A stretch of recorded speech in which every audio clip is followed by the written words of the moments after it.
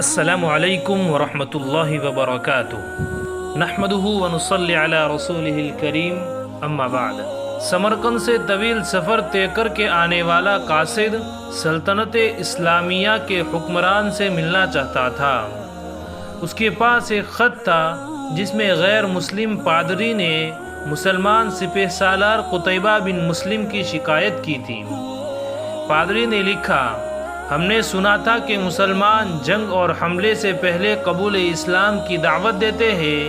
اگر دعوت قبول نہ کی جائے تو جزیہ دینے کا مطالبہ کرتے ہیں، اور اگر کوئی ان دونوں شرائط کو قبول نہ کرے تو جنگ کے لیے تیار ہو جاتے ہیں۔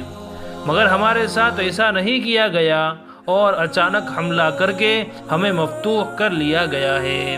یہ خط سمرقند کے سب سے بڑے پادری نے اسلامی سلطنت کے فرمانروا عمر بن عبدالعزیز کے نام لکھا تھا۔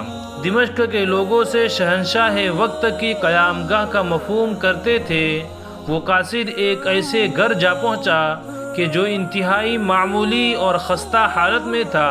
ایک شخص دیوار سے لگی سیڑھی پر چڑھ کر چھت کی لپائی کر رہا تھا اور نیچے کھڑی ایک عورت گارا اٹھا کر اسے دے رہی تھی۔ جس راستے سے آیا تھا واپس اسی راستے سے ان لوگوں کے پاس جا پہنچا جنہوں نے اسے راستہ بتایا تھا۔ اس نے لوگوں سے کہا، میں نے تم سے اسلامی سلطنت کے بادشاہ کا پتہ پوچھا تھا، نہ کہ اس مفلوق الحال شخص کا جس کے گھر کی چھت بھی ٹوٹی ہوئی ہے۔ لوگوں نے کہا، ہم نے تجھے پتہ ٹھیک ہی بتایا تھا، وہی حاکم وقت عمر بن عبدالعزیز کا گھر ہے۔ قاصد پر مایوسی چھا گئی اور بے دلی سے دوبارہ اسی گھر جا کر دستک دی۔ جو شخص کچھ دیر پہلے تک لپائی کر رہا تھا وہی اندر سے نمودار ہوا۔ قاصد نے اپنے تعارف کرایا اور خط عمر بن عبدالعزیز کو دے دیا۔ عمر بن عبدالعزیز نے خط پڑھ کر اسی خط کی پشت پر لکھا، عمر بن عبدالعزیز کی طرف سے سمرقند میں تعینات اپنے عامل کے نام اپنے قاصد کا تقرر کرو، جو پادری کی شکایت سنے۔ مہر لگا کر خط واپس قاصد کو دے دیا۔ سمرقند لوٹ کر قاصد نے خط کا جواب اور ملاقات کا احوال جب پادری کو سنایا تو پادری پر بھی مایوسی چھا گئی۔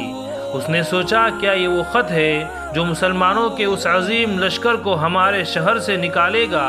انہیں یقین تھا کاغذ کا یہ ٹکڑا انہیں کوئی فائدہ نہیں پہنچا سکے گا، مگر کوئی اور راستہ بھی نہ تھا۔ چنانچہ خط لے کر ڈرتے ڈرتے امیر لشکر اور حاکم سمرقند قتیبہ بن مسلم کے پاس پہنچے۔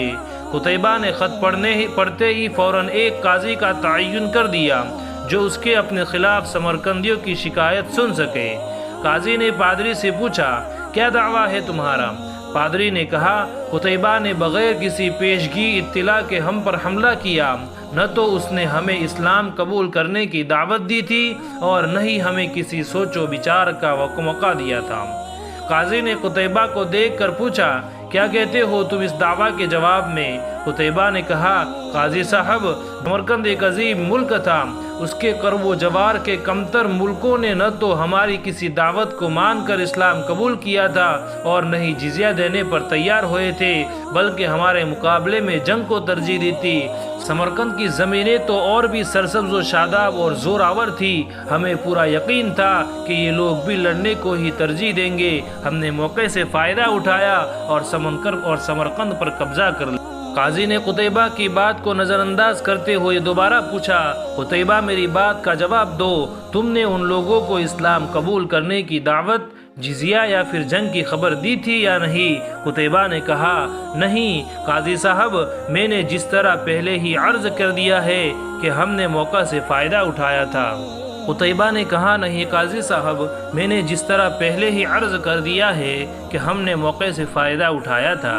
قاضی نے کہا، میں دیکھ رہا ہوں کہ تم اپنی غلطی کا اقرار کر رہے ہو، اس کے بعد تو عدالت کا کوئی اور کام رہ ہی نہیں جاتا۔ اللہ نے اس دین کو فتح اور عظمت تو دے ہی دی تھی، عدل و انصاف کی وجہ سے، نہ کہ دھوکہ دہی اور موقع پرستی سے۔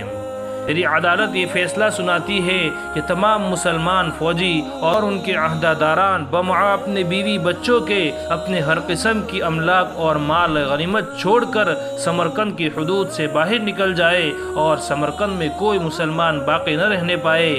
اگر ادھر دوبارہ آنا بھی ہو تو بغیر کسی پیشگی اطلاع و دعوت کے اور 3 دن کی سوچ و بچار کی مہلت دیے بغیر نہ آیا جائے۔ پادری جو کچھ دیکھ اور سن رہا تھا وہ ناقابل یقین تھا۔ چند گھنٹوں کے اندر ہی مسلمانوں کا عظیم لشکر قافلہ در قافلہ شہر کو چھوڑ کر جانے لگا۔ سمرقندیوں نے اپنی تاریخ میں ایسا کبھی نہیں دیکھا تھا کہ جب طاقتور فاتح قوم کمزور مفتوح قوم کو یوں دوبارہ آزادی بخش دے۔ ڈھلتے سورج کی روشنی میں لوگ ایک دوسرے سے سرگوشیاں کرنے لگے کہ یہ کیسا مذہب اور کیسے پیروکار ہے، عدل کا یہ معیار کہ اپنوں کے خلاف ہی فیصلہ دے دے اور طاقتور سپہ سالار اس فیصلے پہ سر جھکا کر عمل بھی کرے۔ تاریخ گواہ ہے کہ تھوڑی ہی دیر میں پادری کی قیادت میں تمام لشکر کے لوگ گھروں سے نکل کر لشکر کے پیچھے سرحدوں کی طرف دوڑے اور لا الہ الا اللہ محمد الرسول اللہ کا اقرار کرتے ہوئے ان کو واپس لے آئے کہ یہ آپ کی سلطنت ہے اور ہم آپ کی رعایا بن کر رہنا اپنے لیے فخر سمجھیں گے۔ دین رحمت نے وہاں ایسے نقوش چھوڑے کہ سمرقند ایک عرصے تک مسلمانوں کا دارالخلافہ بنا رہا۔ کبھی رہبر دو عالم حضرت محمد صلی اللہ علیہ وسلم کی امت ایسا ہوا کرتی تھی، آج غیر مسلم تو دور کی بات مسلمان سے مسلمان کو کوئی امان نہیں ہے۔ وآخر دعوانا ان الحمد للہ رب العالمین۔